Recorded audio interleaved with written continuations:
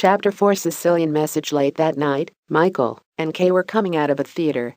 Although they were staying in New York, Michael had told his family that he was in New Hampshire, over 100 miles away. "If I told my family we were in New York, we would have to see them right away," he told Kay. "Then we wouldn't be able to be alone together." The night was freezing, and Michael and Kay held each other closely as they walked slowly along the crowded pavement. "What do you want for Christmas?" he asked Kay. Kay laughed and kissed his frozen cheek. "Just you," she said. They walked a little further, then suddenly Kay stopped. "Mike," she said, looking behind her, her face white with shock. "What's the matter?" said Mike, confused. She took his hand and led him back to a newspaper shop they had just passed. She pointed to a newspaper.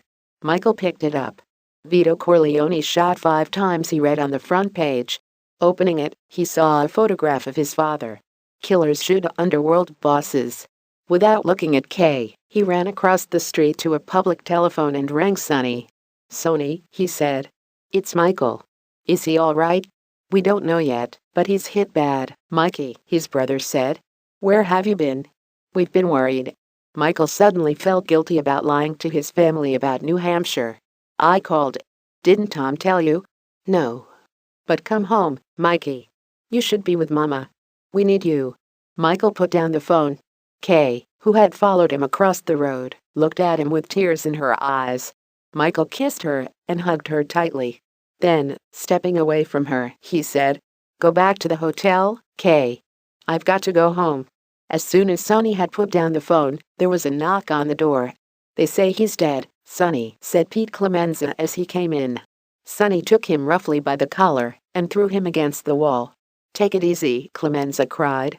Sonny took a deep breath and took his hands away.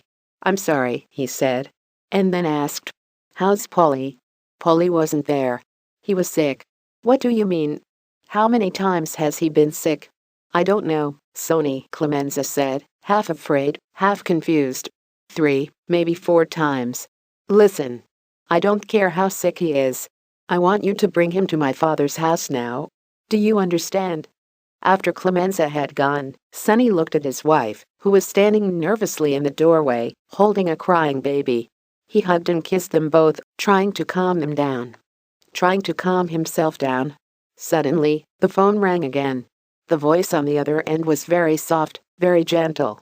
"We have Tom Hagen," the voice said. "In about 3 hours we'll let him go. He'll have a message for you. Don't do anything stupid until you've heard what he has to say. Your father's dead.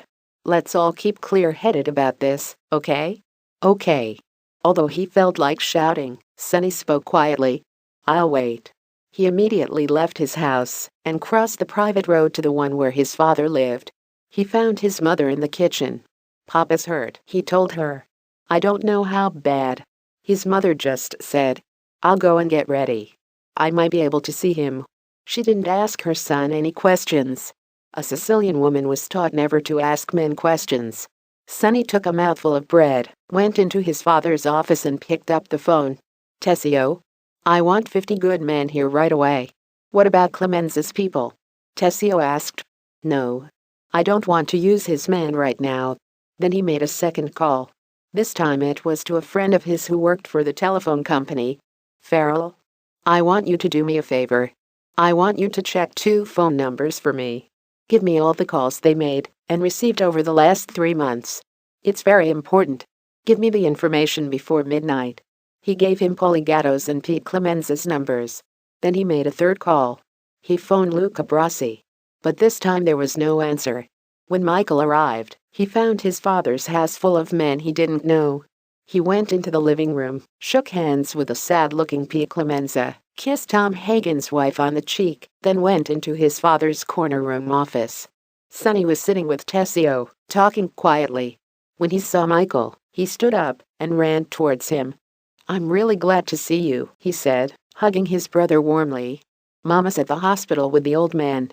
He's going to be okay, thank God." But then he saw Michael sit down, and he stopped smiling. "What are you doing?" he said. "I'm talking important business with Tessio." "Maybe I can help," Michael said. "If you stay here, you'll hear things you shouldn't," Sonny warned him. "The old man will kill me if he finds out." Michael stared at his brother. He's my father too, he said quietly. Okay, said Sonny, annoyed at Michael's refusal to leave. You want to hear? Then I'll tell you. Whose head do we shoot off, Paulie's or Clemenza's? One of them betrayed the old man to Salazzo. Who do you think it was? If Sonny was hoping to shock Michael, he didn't succeed. His younger brother just looked at him coldly and said, "Not Clemenza." Sonny stared at his brother for a moment, then looked at Tessio with disbelief. "I don't believe it. The college boy's right. It was Paulie. I had their numbers checked. While Paulie was sick, he got phone calls from Salazzo's people." Michael got up and stood in front of his brother. "Is there going to be a war, Sonny?" he said. "Of course there is. Unless the old man tells me different. Salazzo's a dead man. I'm going to hit all 5 families. If I have to, the Tattaglias are going to eat dirt."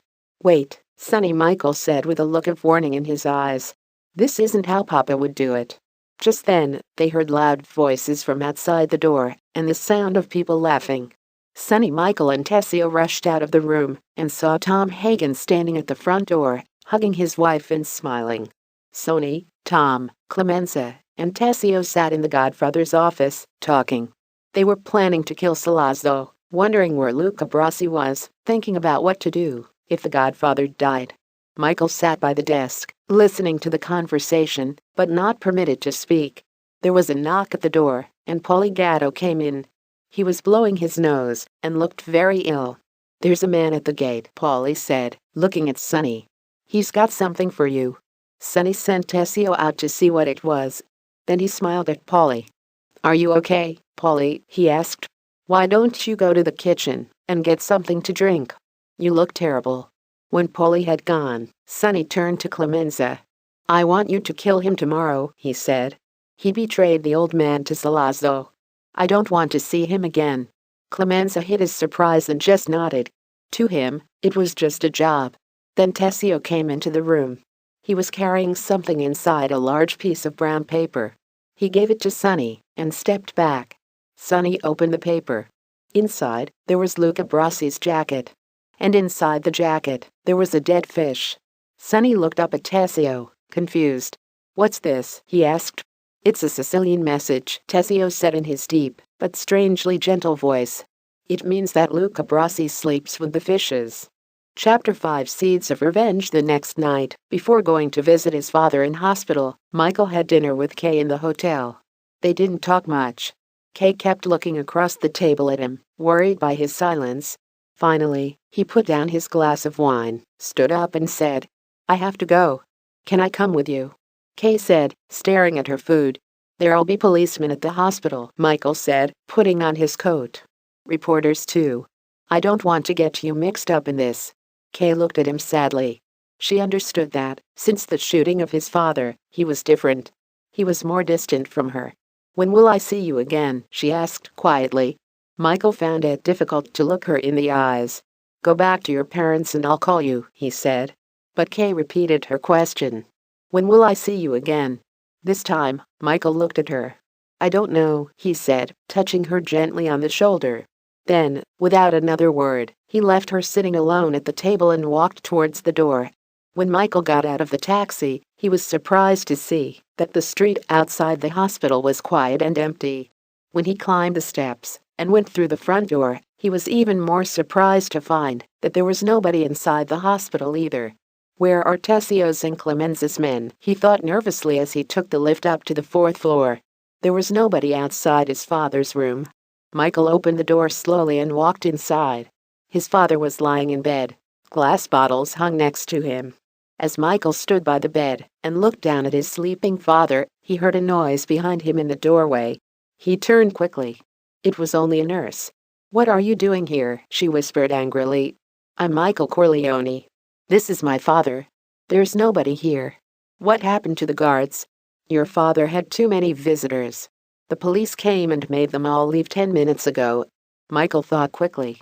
He picked up the phone by the bed and told Sonny to send some people to the hospital at once. Then he told the nurse to help him move his father's bed to another room. When she complained, he said, "You know my father. Men are coming here to kill him. You understand? Now help me, please." As Michael and the nurse were pushing the bed carefully through the narrow door of another room, they heard the sound of someone coming up the stairs. Michael closed the door quietly and looked through the window. He saw a man in a black hat and long black coat carrying flowers. Michael didn't know who he was, but decided that he didn't look like a killer. "Who are you?" he said, opening the door. The man turned round, surprised. "I'm Enzo," he said. "The butcher." "Listen, Enzo," Michael said. "You'd better get out of here. There's going to be trouble." Enzo lifted his head and looked at Michael proudly. "If there is trouble, I stay here to help you. For your father." Michael didn't argue. He needed help. "Go outside," he told Enzo, "and stand in front of the hospital. I'll be out in a minute." He went back into the dark room and looked down at his father. "It's all right, Papa," he whispered, softly touching his father's gray hair. "I'll take care of you now." He bent down to kiss his father's hand, and, when he looked up, he saw a tear in the corner of his father's eye. Michael found Enzo outside on the steps in front of the hospital.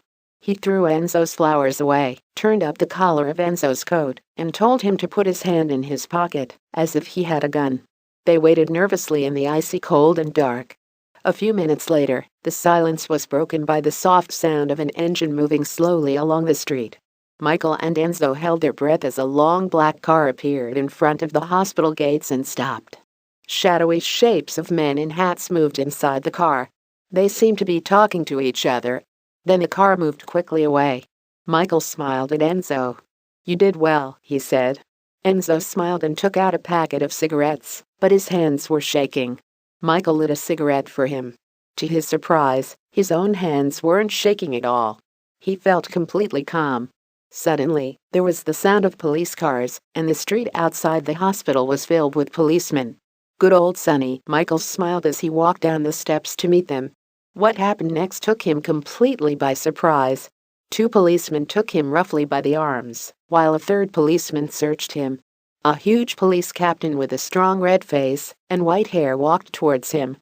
"I thought I locked all you gangsters up," he said angrily to Michael. "Who are you?" Michael looked up into the police captain's fiery eyes and said, unafraid, "What happened to the men guarding my father, Captain?" "You little animal," the captain shouted. "Don't tell me my business. Now, get out of here and stay away from this hospital." The policeman let go of Michael's arms, but Michael didn't move. "I'm not going until you put some guards outside my father's room," he said. The captain shouted to his men, "Take him away." Michael stared at him coldly. "What's Salazzo paying you to betray my father, Captain?" At this, the captain lost all control. "Hold his arms," he told the policeman behind Michael. Then, as they held him, he hit Michael hard in the face. Before he could hit Michael again, another car suddenly arrived. It was Tom Hagen with a group of men to guard the Godfather. Tom saw Michael's face covered in blood and said, "Do you want to report this?"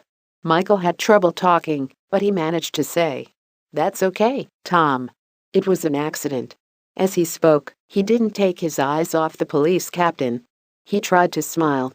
He didn't want to show anyone how he really felt at that moment. Seeds of revenge were growing in his icy heart. Chapter 6. Nothing personal. The entrance to the private road, where the Corleone family lived, was crowded with cars and men with guns. As Michael and Clemenza got out of the car together and walked in, Tessio came to meet them. "Why all the guns?" Clemenza asked. "We'll need them," Tessio said. "After Salazzo tried to kill the Don at the hospital, Sonny got angry. We killed Bruno Tattaglia at 4 o'clock this morning." Inside the house, Sonny was in an excited, happy mood. He held Michael's badly bruised face in his hands and laughed. "Hey Mikey, you look beautiful." Michael pushed his brother's hands away and went to pour himself a drink to take away the pain. "Hey, Tom," Sonny said, turning to the consigliere. "Listen to this. Salazzo wants to talk.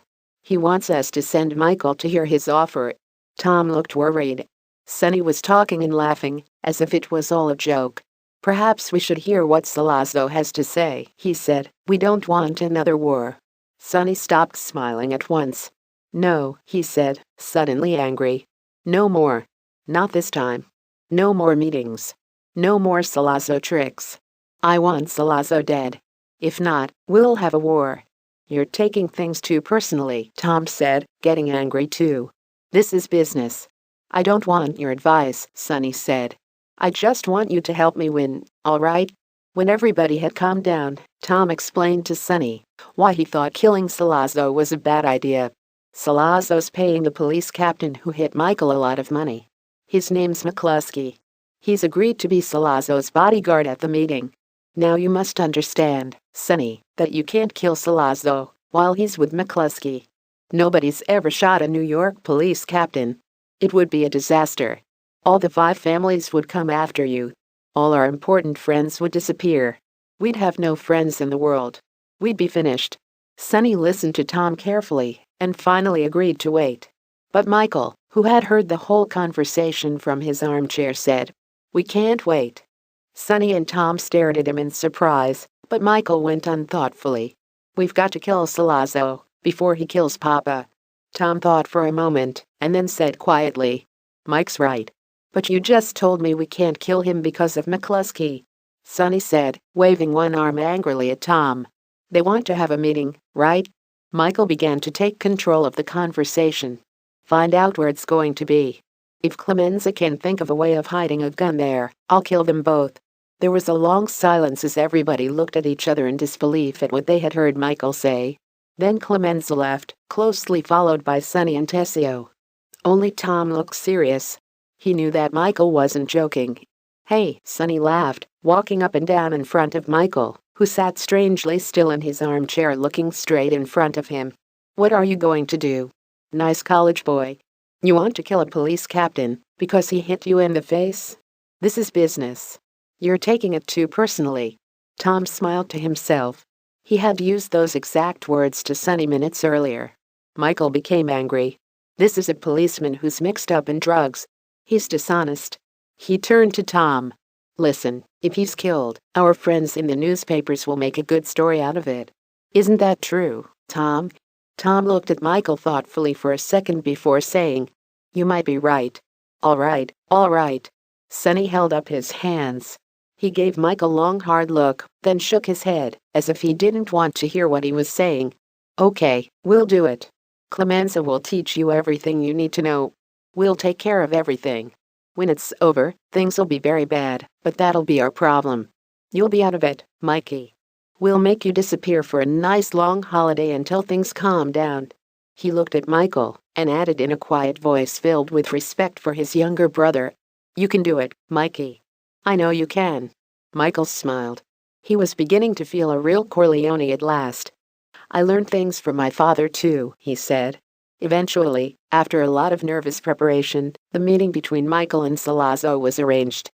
At the last minute, Sonny was able to discover where it was going to take place. A small family restaurant in the Bronx called Louise. Michael waited alone, as agreed with Salazzo, outside Dempsey's restaurant on Broadway. Finally, a large black car stopped in front of him, and Michael got into the passenger seat. In the back seat sat Salazzo and Captain McCluskey, although this evening the policeman was not in uniform. Salazzo put a friendly hand on Michael's shoulder and said, "I'm glad you came, Mike. We're going to solve all our problems tonight." "I don't want anyone to try to hurt my father again," Michael replied in a quiet, cold voice. "Don't worry," Salazzo said warmly. "He'll be safe. I promise. But please keep an open mind when we talk. I hope you're not a hothead like your brother, Sonny. You can't talk business with him." Just then, McCluskey moved forward in his seat and offered Michael his hand. "You're a good boy," he said in a strong, friendly voice. "I'm sorry about the other night, Mike. Nothing personal, I hope. I'm getting too old for my job, I guess." Without turning round, Michael shook the policeman's hand over his shoulder. "And now I'm afraid I've got to search you," McCluskey said. "So turn round, please, on your knees." Michael did as he was asked. "He's clean," McCluskey said at last, sitting back next to Salazzo. Michael slowly put his hat back on his head and stared out of the window with a dead look in his eyes.